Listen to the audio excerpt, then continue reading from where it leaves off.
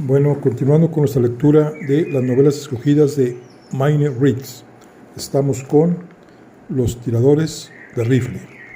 Y vamos a iniciar el capítulo 5, que se llama Aventura con un esqueleto.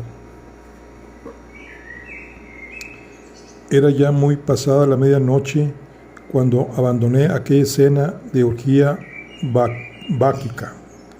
La sangre me abrazaba la cara y bajé a la playa en busca de un poco de brisa fresca del Golfo Mexicano que despejara mi cerebro. El paisaje ante mi vista era de pintoresca majestad y no pude menos de detenerme para contemplarlo.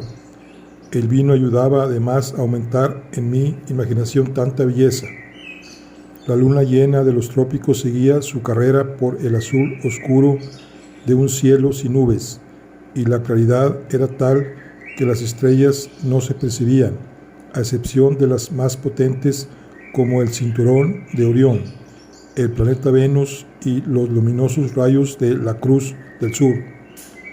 Desde la orilla hasta el horizonte, una ancha faja de brillante plata marcaba el camino de la luna, solo rota por la línea de arrecifes de coral sobre el cual las ondas se rizaban y encrespaban, produciendo fosfóricos efectos.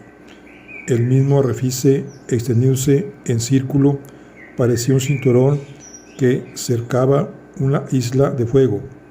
Solo ahí parecía tener movimiento el ancho mar, cuando si estuviese empujado por una fuerza submarina e invisible. A pocos metros del arrecife todo era calma quietud, apenas un hálito corría por la superficie del dormido mar. Estaba silencioso y listo como un espejo, mientras que la luna parecía incrustada en las profundidades del cielo azul. Hacia el sur, 100 buques fondeados en la profunda bahía, a un cable de distancia uno de otro, aparecían aumentados en sus dimensiones de casco y aparejo por los falaces y trémulos rayos del astro de la noche. Los barcos permanecían inmóviles, como si el mar se hubiese helado a su alrededor, convertido en sólido cristal. Las banderas colgaban flácidas de las astas pegadas a los palos y enroscados en las drisas. A mis espaldas se extendían las largas filas de las blancas tiendas del campamento, brillando a la argentina luz de la luna como pirámides de nieve. En una de ellas se percibía la claridad de una luz que en el interior algún soldado limpiaba sus armas o pulía las chapas y hebillas del correaje.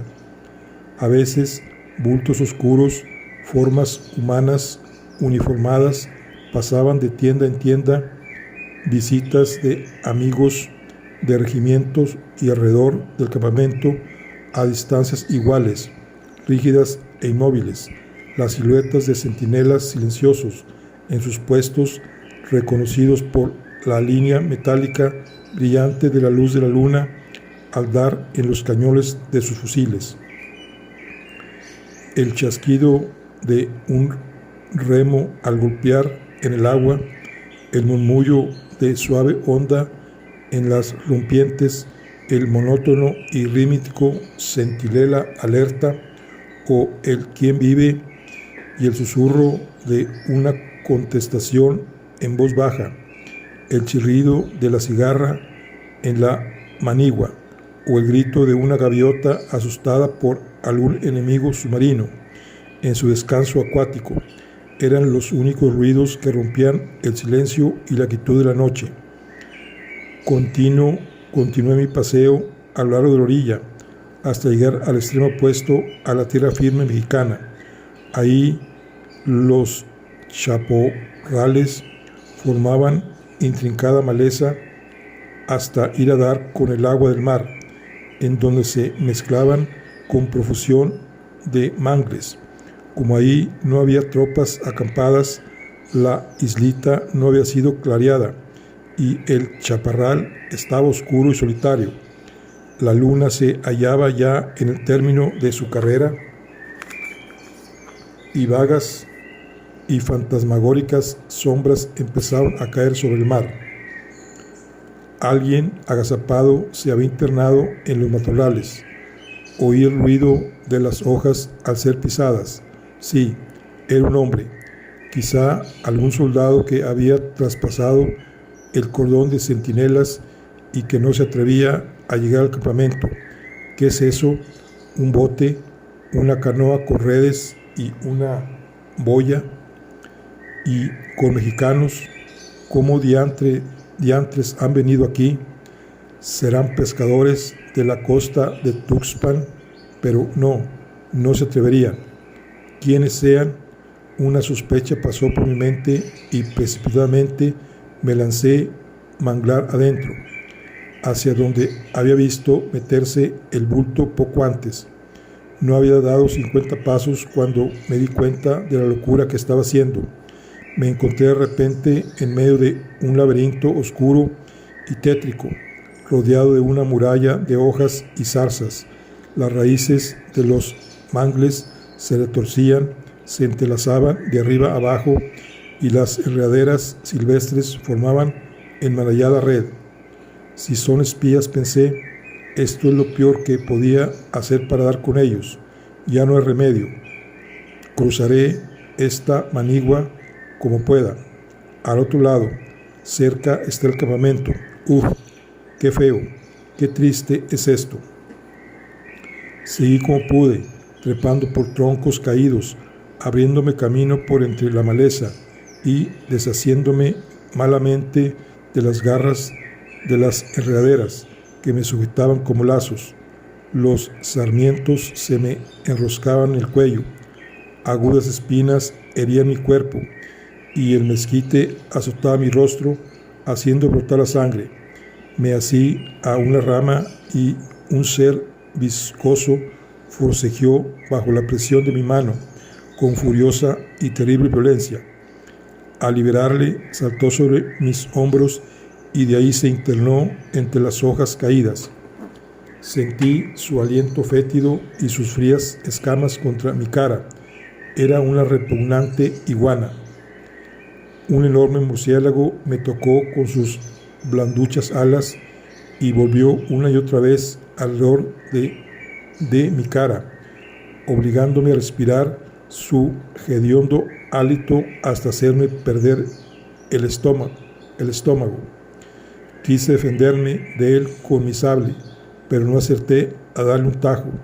Al tercer golpe, mi arma quedó enganchada en el enmarañado enrejado de una planta parásita. Aquello era horrible. Me sentí aterrorizado. Yo no servía para luchar contra ciertas especies de bichos. Por fin, blandiendo mi sable, poco a poco llegué a un claro de la selva y salí corriendo de aquel maldito lugar. ¡Qué descanso!, murmuré al verme libre de aquel endemoniado paraje. Pero di un salto hacia atrás y lanzando un grito de horror quedé petrificado. Mis miembros habían perdido la facultad de moverse. Permanecí rígido, inmóvil, como clavado en el suelo por un dardo lanzado del cielo. Delante de mí, a 3 pasos apenas, la imagen de la muerte apareció, extendiendo sus esqueléticos brazos como para cogerme y apretarme contra su pecho, de blancos huesos.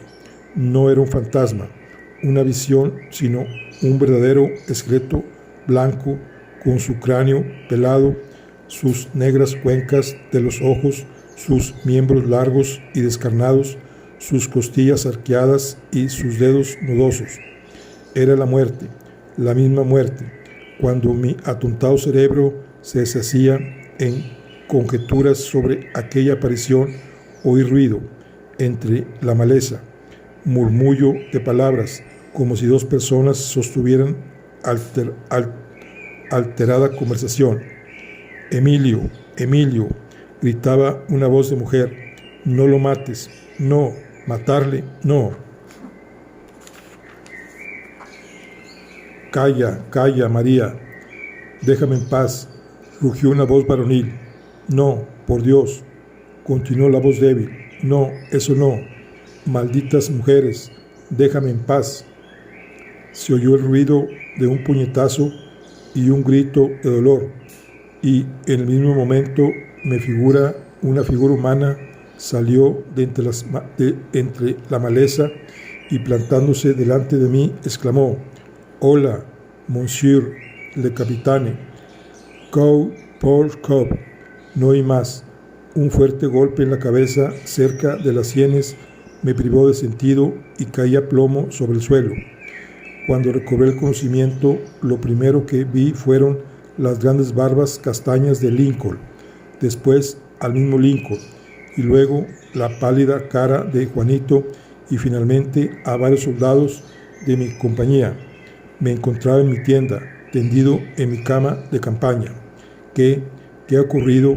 ¿Qué es esto?, tartamudeé, llevando la mano a la húmeda venda que oprimía mi cabeza. «Cállese y estése quieto, mi capitán», dijo Bob, cogiéndome la mano y colocándola a lo largo del cuerpo.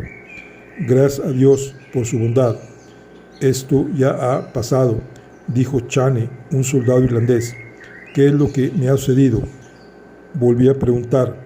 «Pues que han dejado a su merced medio muerto, mi capitán, esos granujas de franceses. Malditos sean esos puercos comedores de ranas. Medio muerto, granujas de franceses. ¿Qué es eso, Bob? No entiendo una palabra». «Pues sencillamente que le han pegado a usted un sablazo en la cabeza, mi capitán, y creemos que han sido esos franceses». «Ah, sí, ahora recuerdo, un golpe, el esqueleto, ¿verdad? La mataré, la muerte». Al venir a mi imaginación el recuerdo de la terrible aparición que había visto, me tiré de la cama, como impulsado por un resorte. «La muerte, mi capitán, ¿qué dice usted?», preguntó Lincoln, sosteniéndome en sus robustos brazos. «El capitán se refiere sin duda al esqueleto», dijo Chane. «¿A qué esqueleto?», pregunté. «Pues a uno que los soldados encontramos en el chaparral. Lo colgaron de un árbol, sabe su merced, y eso es lo que ha visto. Pero esas bestias de franceses». No pregunté más sobre el esqueleto, pero «¿en dónde están los franceses?», dije. «Se han largado, mi capitán», respondió el soldado irlandés. «Esto es lo que han hecho», contestó Lincoln. «¿Pero a dónde?», volví a preguntar. «¿Qué han desertado? ¿Cómo lo sabéis?». «Porque han desaparecido de aquí, de la isla. Hemos registrado hasta el último rincón. ¿Y qué, si quieres?». «¿Pero quiénes? ¿Qué franceses?». «Dubroso y el muchacho que siempre andaba con él». «¿Estáis seguros de que se han ido?». «Seguros. Todo lo hemos escuadriñado». Gravenitis vio a Dubrois meterse en el chaparral con su carabina, y después oímos un disparo, pero no hicimos caso hasta esta mañana, en que uno de los soldados ha encontrado un sombrero español por ahí cerca, y Chane ha oído decir que la bala entró en la tienda del comandante Twin. Además, hemos encontrado una especie de sable en donde usted estaba tendido. Lincoln me enseñó un arma que los mexicanos llaman machete. «Ah, ya. Yo creo, mi capitán, que en la isla había mexicanos y que los franceses se han ido con ellos». Cuando Lincoln se fue, me quedé pensando en esta misteriosa aventura. Poco a poco la memoria volvió a mí, y los acontecimientos de la noche anterior fueron desfilando más claros y precisos, hasta que, eslabonados, pude reconstruir la cadena de los acontecimientos. La bala que pasó tan cerca de mi cabeza en la tienda del comandante, la canoa, las palabras pronunciadas en francés que oí antes de recibir el sablazo y las exclamaciones de Cobb, Post, Crop me convencieron de que Lincoln estaba en lo cierto. Dubrose había disparado el tiro y me había dado el sablazo en la cabeza, pero ¿quién era la mujer que estaba con él? Mi pensamiento fue a parar al muchacho que siempre iba con el criollo. Una unión, un efecto extraño los unía, y el muchacho parecía humilde esclavo del fiero Dubrovsk. Era una mujer disfrazada. Me acuerdo que me llamaron la atención sus modales, la finura de su voz, sus rasgos delicados y la pequeñez de sus manos. Además, había algo de especial en todo el aspecto del singular muchacho que me habría llamado la atención. Con frecuencia había notado que sus ojos se clavaban en mí con insistencia, y cuando el criollo no estaba presente, la expresión de su mirada me hacía un efecto raro e inexplicable. Otras muchas particularidades del muchacho y de Dubrovsk acudían a mi mente, en un tiempo apenas notadas por mí, y que ahora se me presentaban claras, probando la identidad del muchacho con la mujer cuya voz había oído en la manigua. No pude menos que sonreírme de aquella aventura nocturna, pero me hice el firme propósito de no hablar una palabra más en lo que al esqueleto se refería. A los pocos días ya estaba curado y había recuperado las fuerzas perdidas. El tajo recibido no era profundo, gracias a que mi kepis amortiguó el sablazo y al poco filo del sable del criollo. Capítulo 6. Desembarco en sacrificios. En los primeros días de marzo, las tropas acampaban en la isla de los Lobos. Recibíamos orden de reembarcar y fuimos trasladados a la ensenada de Antón Lizardo. Ahí estaba fondeada la escuadra norteamericana y en pocos días se le incorporaron más de 100 transportes de vela. En aquella costa no había pueblo alguno, solo se veía aquí y allá alguna miserable choza.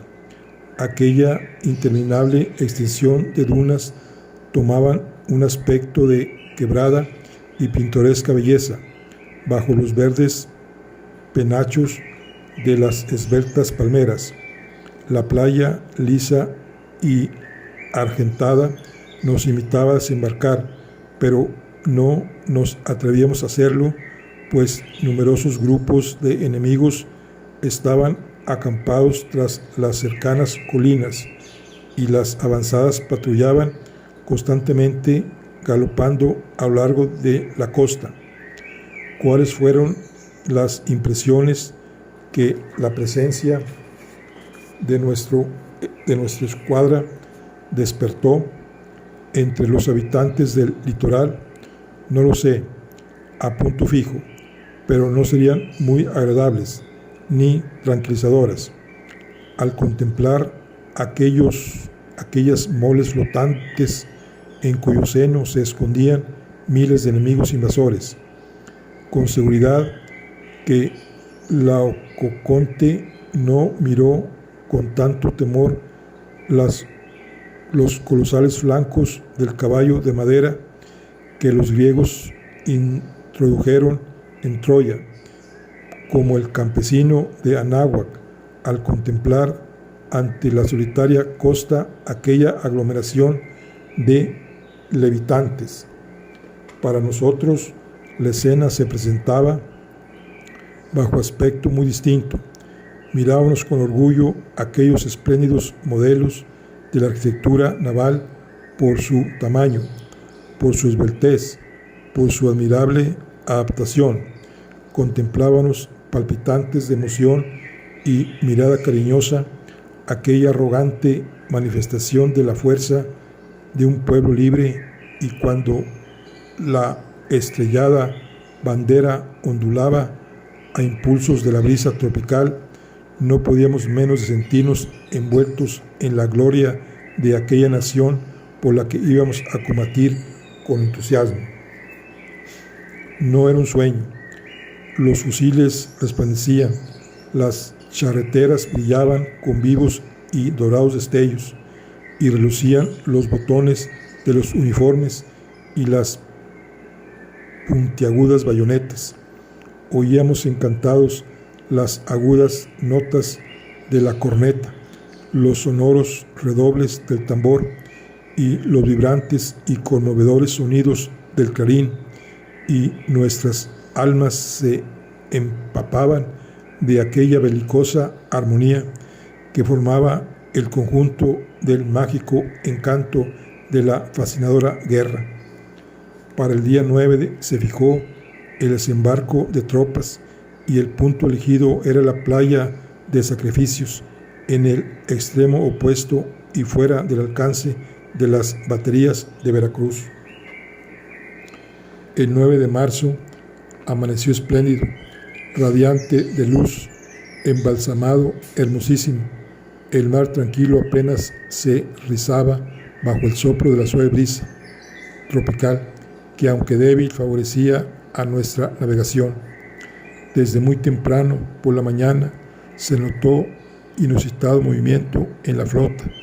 El telégrafo de señales transmitía órdenes y disposiciones de un barco a otro, y multitud de lanchas recorrían veloces la superficie de las aguas, conduciendo oficiales o llevando instrucciones por toda la larga línea de buques. Antes de declarar el día, los barcos habían soltado sus amarras y levado anclas. Había llegado la hora de desembarcar. La negra nube que se cernía amenazadora sobre las costas de México estaban a punto de estallar, pero ¿en dónde? El enemigo lo ignoraba y se preparaba en la orilla para rechazar al invasor. Las chimeneas empezaron a coronarse de largos penachos de humo que, después de remontarse, se inclinaban como para besar el mar, envolviéndonos en una sombra que deformaba las siluetas de los barcos, y aquí y allá se destacaba la blanca mancha de una vela flácida que aún no había sido henchida por la brisa. A lo largo de las bordas se destacaban grupos de soldados, unos completamente armados y equipados, apoyados en el reluciente cañón de sus fusiles, otros ciñéndose los blancos cinturones o colocando en las cartucheras su dotación de municiones. Los oficiales de la armada, sable al cinto, se paseaban dando órdenes en los puentes u observando las maniobras de las otras naves. Por todas partes resonaban sonidos extraños, las bajas notas de los coros de los soldados, el crujir de los cabrestantes, el rechinar de las cremalleras, los high-hop en las cabrias, el chirrido de las cadenas nos advertían que deberíamos estar listos. En medio de todos estos ruidos tan disonantes, se oía el acelerado redoble del tambor, contestado por otro, por 10 más, por otro 100, por todos los de la escuadra, y el parche, el retumbar, apagaba los demás sonidos. A poco resonaron breves voces de mando, y pelotones de hombres con uniforme azul corrieron por las cubiertas, unos a ocupar sus puestos a bordo, otros a formar sentados en los botes de desembarco. Pronto quedaron abarrotados de gente y el silencio volvió a reinar en la escuadra. Todos callaron y fijaron sus ojos en el negro vaporcito que conducía el almirante de la flota, y ven de repente una nubecilla de humo que sale de su popa. Una llamarada, como un chorro de fuego, se proyecta horizontalmente sobre la superficie del agua, y el estampido de un cañonazo atruena la atmósfera como un terremoto. Al retumbar el eco del disparo, un hurra ensordecedor envuelve a toda la ensenada y los buques, como impulsados por una fuerza oculta, se lanzan unos en pos de otros, abandonando el fondeadero y haciendo rumbo al noroeste con la velocidad del viento hacia la isla de sacrificios. Rápidos avanzan los buques cortando el cristal azul de las aguas con sus amenazadores espolones. Los vapores dejan tras sí blanca y espumosa estela y remolcan las pesadas barcazas entre el humo de las chimeneas. Atronador era el redoble de los tambores, las estridentes notas de las cornetas, el paleteo de las ruedas sobre las olas y las intersecciones y amenazas que salían de la costa. Los veleros, inclinándose al impulso de la brisa, siguen más lentamente en la línea de la escuadra. Todo ello ha sido visto por el enemigo, que, alarmado, vigila y se prepara la defensa. La caballería ligera recorre la costa, lanceros con vistosos arreos, haciendo tremolar las banderolas, aparecen en las colinas.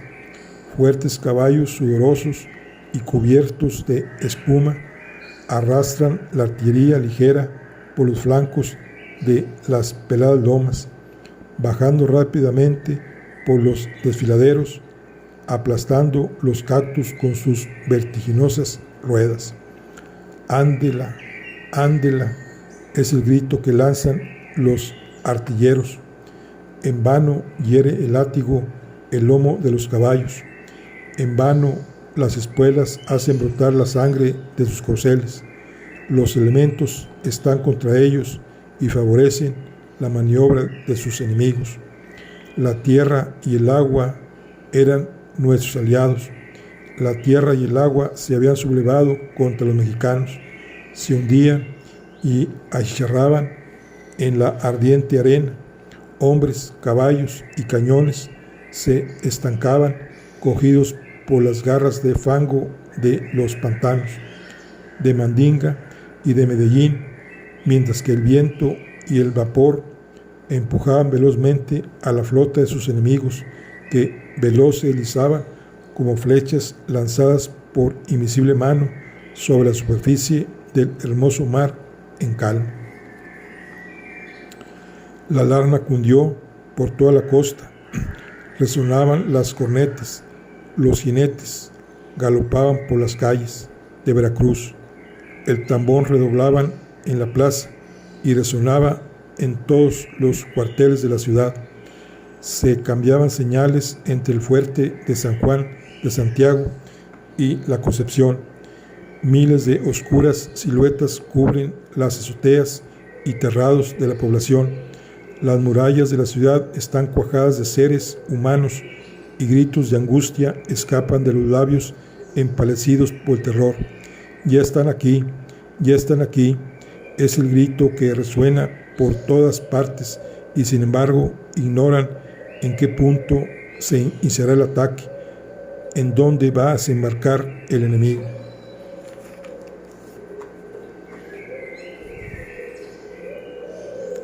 Se imagina que sin duda van a bombardear su más inexpugnable ciudadela, la de San Juan, y esperan ver a la escuadra hundida ante las murallas de su temible fortaleza. Nuestra flota sigue majestuosamente navegando, las proas de los buques hienden las tranquilas aguas. La población de Veracruz se amontona más y más con inquietud, curiosidad en las murallas, y los artilleros de Santiago, al pie del cañón, firmes y silenciosos, aguardan la voz de fuego. La mecha encendida despide penetrante olor a azufre. La pólvora seca espera encontrar su mortal caricia en el oído del cañón, dispuesto a vomitar metralla, pero de repente se oye agudo grito lanzado por miles de voces, grito de rabia, de desaliento, de desesperación. Es que el navío de cabeza ha virado y ha cambiado repentinamente de rumbo, obedeciendo a hábil maniobra del timonel, y va a colocarse tras sacrificios, escudado por la isla. El segundo buque imita su ejemplo, y tras él todos los demás hacen lo mismo. Antes que el enemigo haya podido salir de su asombro, la escuadra enemiga está resguardada y solo a un tiro de pistola de la ciudad. En aquel momento se dan cuenta los mexicanos del ardid de los yanquis y comprenden la magnitud del peligro. Aquellos buques gigantescos que momentos antes parecían iban en busca de su perdición, estaban en sitio seguro, a distancia, fuera del alcance de los cañones de tierra y dispuestos a desembarcar en sus costas bajo un mando magistral, un disciplinado ejército invasor. En vamos los clarines de caballería tocaban a botacillas. En vano la artillería recorre veloz las calles de la ciudad. Ya es tarde. Entonces las velas se repliegan sobre las vergas, las anclas caen, haciendo rechinar las pesadas cadenas. Los marineros saltan a las lanchas de desembarco y en medio de los soldados empuñan los remos, dispuestos a golpear rítmicamente las aguas a la orden del oficial que en cada lancha dirige las maniobras al lado del timonel. A una señal, todos los botes escalonados se dirigen a la costa y los cruceros rápidos se aprestan a proteger con su fuego al desembarco, pero el enemigo no se ve y todos los ojos se dirigen a tierra con mirada de desafío. Los corazones aguardan adelantes la señal de saltar a tierra. La nave capitana disparó un cañonazo. Los remos dieron una paleteada más, haciendo salpicar el agua. 100 botes se acercan a la costa en frenética y belicosa regata. Los remeros dárdanos hubieran quedado empequeñecidos. Allá van, con la velocidad del rayo, sobre las azules olas, rápidas como saetas. Adelante, boga, ya estamos cerca de la orilla. Los oficiales, sable en mano, permanecen en pie. Los soldados sentados, encogidos, empuñan nerviosos los fusiles y las quillas resuenan al encallar en la arena. 1000 hombres, como movidos por un resorte, saltan al agua y a los rayos del sol se ve relucir de bayonetas, brillar de sables y tremolar de banderas, y bajo reflejos metálicos y repliegues de banderas la oscura masa uniformada pisa la tierra enemiga. Un viva, largo, sonoro, entusiasta, ardiente, resuena, y como un eco se repite en toda la línea. 5000 gargantas lo lanzan y más del doble lo contestan desde los buques fondeados, y todos esos gritos de entusiasmo repercuten en la orilla y en las murallas de los fuertes mexicanos. Un sargento mulato se adelantó a todos, trepa veloz por una duna y planta en su blanca cima nuestra bandera.